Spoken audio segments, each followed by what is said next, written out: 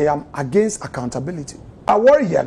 In the long run and unborn, the more they continue persecution here, persecution there, we are seeing Hukakra. Her Excellency Jenana Opoku Agyapong. Or say former president and no more tie a yeba umiachino and the woman attack Kennedy Agyapong. Yen summer for you know kwaba ibium emra jumadi esu sanso shia and summer ekoso ewo o my Ghana mumene absuapani kofu so aduomi yede ni nyina ebrem na afi no bibia ay kama and enso no doson Her Excellency Jenana Opoku Agyapong update yede ni nyina ebro henfa ena maame no ewo sisie eno chi Afenyo Markin edin sembi ababa tudwa after say ECG wo mo containers etimi yira ya abe dedwa ewo o my Ghana mu eno chi amanfo chim say Afenyo Markin esro quick one yeni kanko na yentie na yenhwemra ye ba abujan sam doso wa chi pa Manu for 20 years in your intelligence infrastructure. You don't mistreat the person. Remember, Obia Wakakosum, managing director or baby minister. Assembly or what can ye? But if you reduce it to partisanship, attack, I'm not suggesting that I am against accountability. Obia render accounts. But in the process, there must be a system in place. Obobwa. But where we play to the gallery all the time, attack. In the end, this is for budget. You know, they're also going to start procurement. Governance is about procurement. A baby and you are survive without procurement. Okay? You buy for the state. So, Yabeshe, Honorable, they would have to take it easy and follow due process and allow us to all feel that Omano Yeheninara. The more they continue to attack, persecution here, persecution there, in the press conference, the real problem is there. Solve it. Let me tell you, let me see in some working. In the NDC, MPP Abredo, ECG in more lawyers. One lawyers, NDC for number wasn't NDC for Kukuda. No, NDC for ECG lawyers in MPP time. They were the ones who were writing legal opinion. I have court documents. These same lawyers are. You know why and wonder what MDs are being. What the one what are being. They were writing legal opinions. They were in court when people sued ECG. These were the same people that would defend the ECG there. ECG in the worker PPA. How can the same people today, when their party members are attacking the former MD and our former managing directors for not going to PPA, they will keep quiet? PDS, and some they were in the public space talking about corruption. Do you know that those lawyers are will defend PDS and you were for ECG? They were Abrochi court. Yeah, and these lawyers. You see, let us say Ghana first. That is what I'm saying there. Zaye yeno, za all kodono, boy. You see, as it be politics does not mean being partisan 24 hours. You look at the national interest. The fact that who opponent or ye bibia or buano on each other can want some papa, I will opposition in Babi. Okay, my interest. But no, I need to. You brought an important question. Zawarian, in the long run and unborn. I've been in government before. I started off in opposition. I am back into opposition. I know for a fact the bureaucrats is now creating in the public service, in terms of the structures, okay. It requires a collective political will to solve it. If we make it partisan, the man or why, then they are benefiting from the rots. No politicians were throwing. Look, Akuffo, if you are being, there are appointees and there. What's the one power professional, one pose, 1 year a MPP for. There are people who are still playing ball with this current administration. Sir. Of course, you call a Ghana airport company. The chief executive, appointed there also NDC. No. I'm just giving an example. The chief executive of Ghana airport company. No, more time. No. Akuffo not appointed. Why is it that some chief executive from day one terminating one appointment, even when there's a Supreme Court decision in the Donko versus the Republic case, the Supreme Court provided a clear path how chief executive of SOEs are to be handled in a change of government. All right, so why you bonibi, but there are some of them who are even retired were sacked. Obiawa retired was sacked. Ask yourself, why is the chief executive of Ghana Airport Company still in office? So do you feel betrayed by? Oh, I'm not going there. I'm saying there. We are seeing who kakra. Okay, the writer. And then some Dawson, but then Kitwabi, Afenyo Markin, and some Bruno, they are to die. Alexander Afenyo Markin, the Futum Rashi. The writer says this case, yes, will preach too much. As an then some Nakoye, Boko. Yen kamum wakasabi ya yen kamum akwese wode akatuasem ekomra hye na wo pesa woje afenu no NPP ni NDC minority and majority wo madwen kire bo nse ho na ntampa no munyina wo madwan ye baako because eno de eba wo mo abotum sana Afenyo Markin mi hu no Afenyo Markin I think say na oye board chairman obe board chairman sana ye beto abai I think so last for best 4 or 5 6 months bi ansa na ye beto abai. And it mentioned Dimina. The comment about this missing ECG containers here, 1,350 here, or baby no kasabia as a peace, or shall say from Rashibi fee. Or share as Swafobo, say or no as a minority no, any leader no, or Mbebuano, I'm motimia Yimu, no winna camum, no more camuma no betimia. A dear Alexander Afenyo Markin in Nima Yenim. As me who say, baby, Andrew, why not you say, my memory form. When these issues are banned, dear, my memory form. Name me kwanya mefaswa, many majority ni ebedin because a sanyema way a corso, our mema preswa, mijitumu, send me a general manager or honomo, I mean mubi, and until say a commerce young coachia, near prosecuting you mubi quadra, yintimi me Alexander Afenyo Markin in film. And tell them, you scratch my back, I scratch your back. Ekosu your policy and Gaza. Or the coin and this for faso a boomino. And yes, I quine so. Quaben or Monfaso, and the persecution. Prosecution. Now, watching Ankanya day. Alexander Afenyo Markin, yet the containers Makuma almost 3,000. Ababe drew. Papa Niba, no most 3,000 no. All of a sudden, young go to committee no one class no moon remoa. 1,350 Ira. And to me, I'm prosecuting. Me make any arrest. Na yenya trasa aside that into Alexander Afenyo Markin nim pesua no so no can he boldly tell me say nim pesua so bia be ko bia obi a o kan ya ho no mana bia be ko bia woni obi ni kan ya problem ho no mana and these are the materials I here ye betimi dia boa me kan ya ho nsema timi akonkan no wo be hu na bi gungura we mu na no ye program na e ka say ye makura ase light ni ho no mu samanfo twotwo comment section ase me read the comment bebre Bebre, we born crasidi, we born a crasidi. A lot of people here light. And the 21st century now to no ni lighter.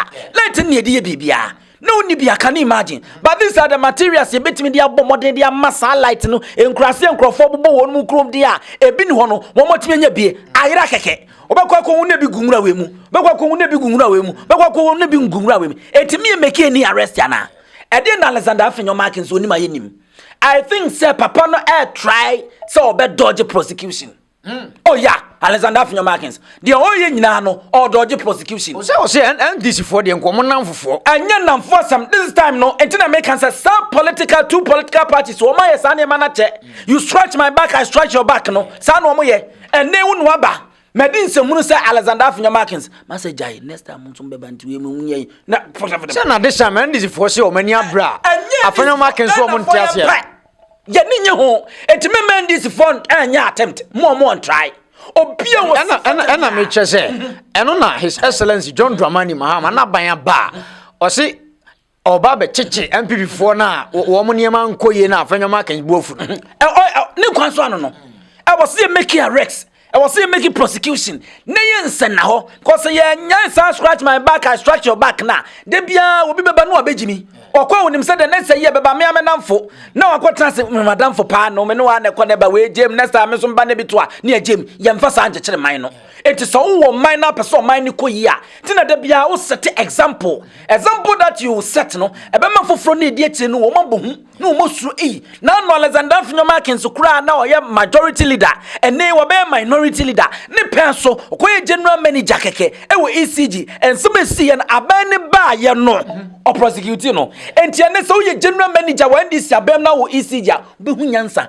No to niam yi and it shouldn't be general manager nko a me say airport ho no no ye won panyimfo mo de da no a wo mo ye me friend say temaport ho no enti panyimfo ho security from cleaner and ko see general manager obia mra no me yan because container nye Manchester adaka obi be fashion bottom keke no dey free port no dey akọ Alexander Afenyo Markin si preach is but enye peace we didn't talk about the happen justice justice for our containers 150 and only yepe enti nye justice asem ti aba na nhwe se no bomu na esefata se wo so wo che no non prosecute na wo nya na I think NDC wo communicate about gwande and o che se Afenyo Markin and Afenyo Dubik Mahama ena Matopoku Prempe na po yenkwoche wo mu nyina na wo boa Matopoku Prempe no nya na minister Afenyo Markin so amenye MD wo hono mo ana aye wabo ho adi na aka ho Dubik Mahama enyo na no ye director ECG eti yakwache na mfunso be ne ho wo mu ne wo se frɛ wo mu ne ebise wo ene ye man bia mra ye adwuma na nya scratch my back I scratch your back na po Afenyo Markin ene Dubik Mahama sam ne komu trim container na ira ne se ba ku bia bo ye sei if some my memory set him right $500,000 aye sika ketwa container ba ku bia na se yeke sa container 1350 ni boma sika sa ne nya konfo no chi si won ma yentimi nya renovation yentimi fa me Afenyo hospital ne si won ma yentimi mi yentimi konkobie se wo hospital yentimi konkoye other regions are a developmental project convert na kore ti da we se de si se ho afuasote bone tu nkrofo na ebu nkrofo dan gu yentimi fa nkonkoto fence ho no but we kodi individual abotom wo ma ton bi de afiri wo mamu amekọ sika na kodi ni botom obedi no obetrase na nse pepepe no ade no ho anya sika na sa nipa fu sa no yade wono ne ma ebe compare me ma na ne ma ebe kasa me ma amobra because me nya kromfo me nya akonya wo politics mu enkoria oban na de but wono de ne si enya akonya abokro no but krono na oboy na ya say jani free so ne nam no o maye mra ye adwuma se nipa ba sa we ya bandi abo mu din ni nyina no wo se nkasa mre ya frɛ wo mo no mo toto wo ma no no mo ba bi o mo de ne poma sibire ebesi okay quick one I think airport for no and so the press release abba efa allegations NPP amonu ni minority no mase ko ke bi no boni bi aba be fa oman Ghanam me kan say His Excellency John Mahama ne na ban wo mo bom kitua bi na fe yenko ye story so okay the brighter mame break akra na men kan krata na omode aba abonten no na ye monu tofa enchirem na yenko ewo no we press statement Ghana airport and opa say we de wo adwuma fa bra twi preko na chemche okay the press release omode aba nyina na fa yewra ntimfojo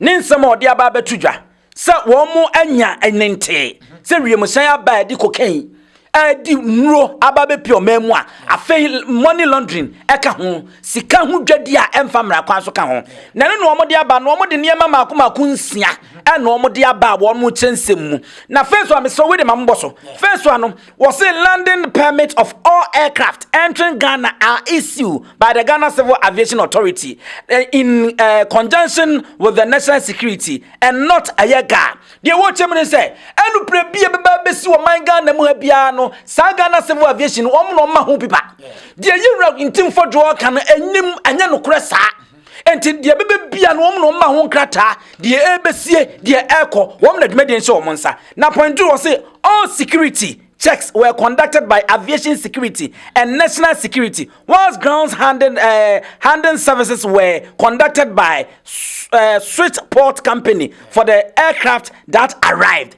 Afe ebabam bonsam aluplane besia yenhwe ni yenhwe mu ni bambonsam a eno so no eno abodin a wache company na oye National Security and Airport Security and a Switchport Company wo mo na hye wo mo nsa eho. Afe third one was it there was no evidence of any illegal substances on the board both aircraft. Aluplane nu na besu ho na and 1940 MPP say enubone hu dwa ene wo mu die no wose hwehwemu o mo ye ye no bambon je bibie no nyina so bie no wo mu a ekere sa afi wo ba panfo no was the managing director Mrs. Yvonne Nana Afriye Opare does not know or has never met or spoken to Reverend Intim. Reverend Intim for was Musaka Chen say managing director wadapo airport ano ye Mrs. Nana Yvonne no one in Kasai one in Nsiai one in Nikita Hubia and also one more yano afe 0.5 na me be real last one no was say the onus is the groups or individual making false allegation to provide evidence of same. You all can answer. Yes, who alleges must prove evidence, and I say provide evidence. One I will say na akoso enubone na wiemhia ne de ba yo mudi hudwa for evidence bra. For nyina so bra na boa na Ghana company yentimi nya hwehwemu e ho no na last point na eme de no was Ghana Airport Company Limited hereby serves notice that the company will not hesitate to seek legal redress against any media house, individual, or any other entity for any intentional or mischievous publication on Reverend Intim Fojo's false allegation and related matters that seek to bring the image of the company, its managing director, or the government into disrepute regarding the two aircraft. The Omo Kenyan say, Obia be wadre Saudi Ghana Airport Company and Nimbetu form. Sansemi Aba, bloggers, vloggers, TV station, and central for Hoodro, any idea, a Kokoni individual, and crankre, I'll be sent semi abano, Obekan the any money dear phone, do be family quaso, any idea. But I honor the things Ghana fire dear cacao. Ghana who sends semi bar, moon shed and so so. I won't say dan so, but Medic shed and cancel, Anna. Medic Ghana Airport Company, penny for managing directors, and I said, penny form this press statement hereby, Meduam Huyao.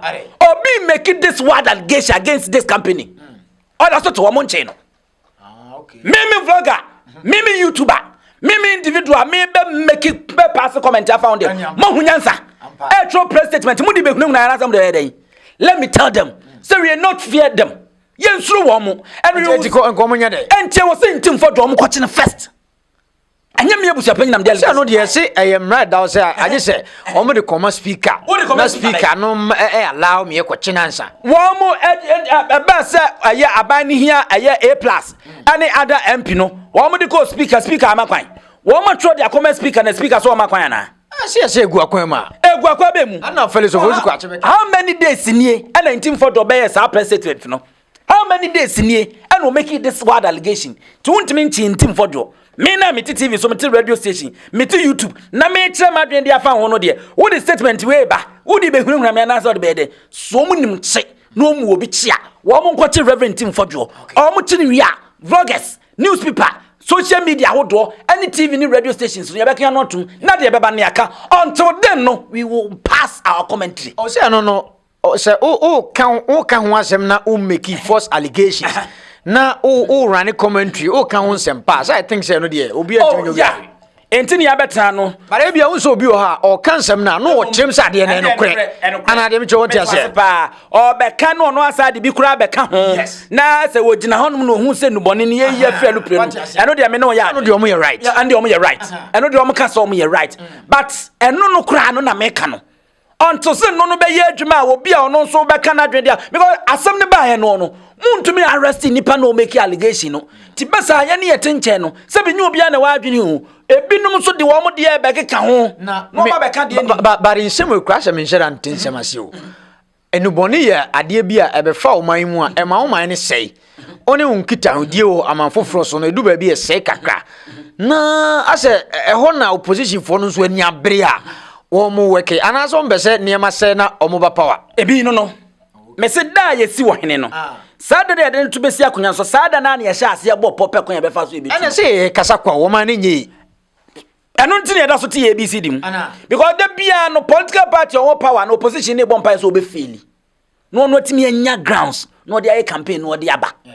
Enti so opposition bompa so be fail ya dey na wo so won so awo abem no ye. Eno na obi obe make word allegation. Obi make any commenter anya papa. En fam na kwa mu no won so de ne fam na so. Now prosecuting nipa no provide the evidence. Sebe minority shall say in team for Josh shall say ogusu kasa bibia nkoso nti obekasa saa enti wonto den no say ya na bekoso saa enti omomoden na obia ne ho mu bia no wo mo hyase no because saa se mo yekoto huntumi TV so a wo mo di bi beka ho no maka de be ye wo mo de ekokoto other radio station wo mo ye ya wo mo di bi beka ho no maka de wo mo de until so make arrest no prosecute say ya na bekoso. Quick one Felix of Okwache erebe tu dwase Her Excellency Jenana Opoku Agyapong o ne ho ye pa nsama manfo keka ebi kwase maame na wu o se maame no nwu ye na o yuka brochima mu a oji ayare quick one yenwura hoy better on say assembly no na foreign affairs minister wadika akogina Abuja wadi won komogada okuje to abla kwa abekan ebro hia Ghana 42 o manim so bia nka na komanto yem maame ne ho ye bibia ye okay enche obesa aba na chi and a current one Yera Felix Ofosuku ache ono nso na eba aban nkita wudi a oda no wono nso a make this decision na so wa make this statement odi aba betudwa wa kire be bia ye vice president no wo United Kingdom a oje ayarehwe ene ade ne ho ye pa a wo se enche obesa ada nani no aba na chi no aba na dwuma de yehwehwe no empire ye bo no ma obi nkase ade na vice president yare na yade ne yare won nsama beto abonte no. So immediately ubenya appointment wo man mu so wo ye aban na dwuma en campus vice president no utumi nhyɛ da ni unsa bi manu abusuafo bi metesi so obetimi akobe 2 weeks kra. Oh yeah enu akra me mete ye na 3 weeks no kra ne ade a obetimi akọ leave no agya de beta nya dwuma ketwa o maka jo say campaign time no 276 constituency nyina oba besia otoy ana akọ ye wonyini 70 ana woto ni nyina na wako ana nei watuni adi nkunimu abatum hwe stress hwe kasa no enti ubebre enti ene ne yere no me nhyada nyam nwa sa ana wasa nyini enti ene mpa ya ye bo no na nyankopon atie Yesu frɛ no sɛ nanu de esi ye no mo mabi nsi bium ade nanu de si oh sɛ obi ti akonya so na wawu no so be a vice president na wawu no na de waka so obewu me nka so obewu but say ya neko oyade betia na enwu no ne ade ti nyankopon ma we bi nsi biem enyame nso ayade yese ne ho ye ene ye hwehwe kakran ma me beba back no aba be because efie beye ya de so nyi oba no aprapra no asiesie nti nyame nka no na ba bi obi a o ma na hoden mu oden no ntimi fam na ba quick one yanko ha say we aye ernest kofi owusu bempa bonsu aboa papon ana owo MPP m seze kroda so MPP m chama untumi adam fo pa na ekoto aba no ense na ota Dr. Mahmoud Baomi achi eye campaign na ma ense na amanfo kra complain say den na wanta onabo Kennedy achi ode abatu dwa se ense we screen so say future of NPP depends on these two guys prophetic ala afa the voice of the people enti onabo Kennedy Agyapong Japan any Brian Agyapong ena oposti wo mu a okan sanse me quick one wow enwura mu NS Ouzu Bempa aboa papon urban communication yenko no political dia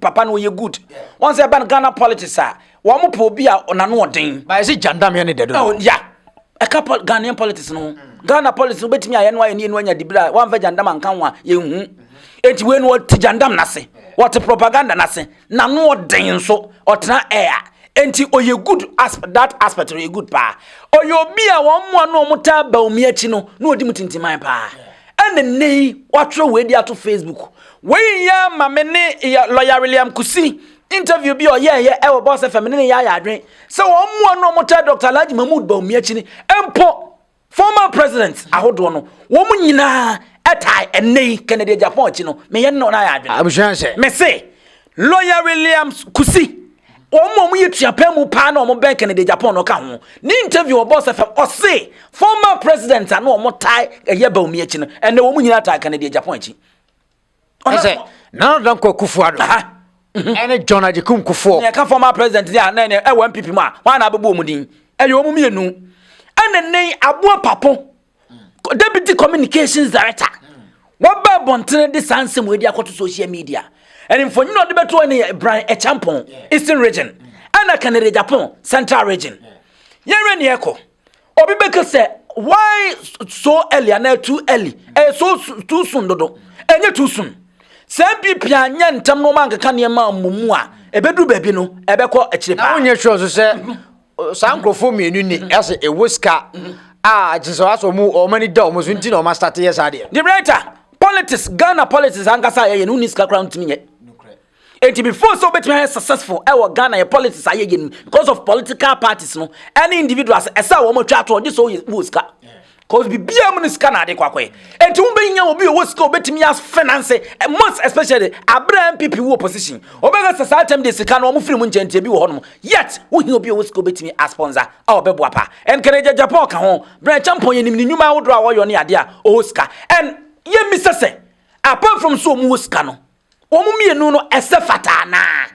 Se ke so obi ni MPP anima currently make catch say eh no kre.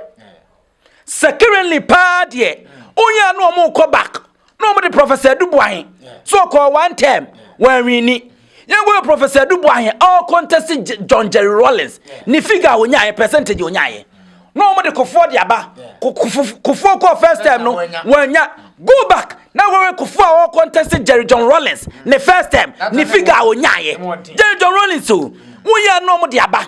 Na do nan Akuffo do call the first time. Wanya go back. Na go check it. Jerry John Rawlings e free akonwam. And I said John Agyapong Akuffo e free ho. Na Tamisa we vice president. E de mejeje e contest Akuffo. Na go Akuffo aye satam na do nan Akuffo do all contesting. Na go ni figure onyaye. Dr. Laji Mahmoud Bawumia 38 no aye less. Eswa ana Afenyo nkonwa no enye kura 88 san nipa watro exams no anya 38% no probability say obetro the next one no be pass no low because wunya base 50 and what nya bia pass kakra but say no on for 38 enti uton mu enye wudi ko dwa so enye and pusa eba ni sover eba nyina no ekiremu a se nei so ne Dondroman mama na esa akwa owo fom enti why not. Brian Agyapong ewo Eastern region. Kennedy was Central region. And so we betimi adimam panni wo Ghana na Central region for will say. Eastern region will say. And I think some media me no usu be mpa be adwen. But it depend on MPP. So mo nso ne be adwen say bia eno no mo pe no mbeto amana. But the branding crab bia na be che no kwasem ni next year de Ghana be de pa. Na ni titu MPP amanyuko no mu. Bu be se amemu aye de because abeto na e be koso no. The brighter enough bia be fine yem fancy ye ko ebesa ba bia boabo mo pa so obi buan so ye friends Dr. Mahmoud Bawumia omo boabo mo a ebe so ntie duru aye wonsem ka pa okay abusuan pani ko fu so adum e na etene kan ye ko ebesa ba bia mi akra efo nyina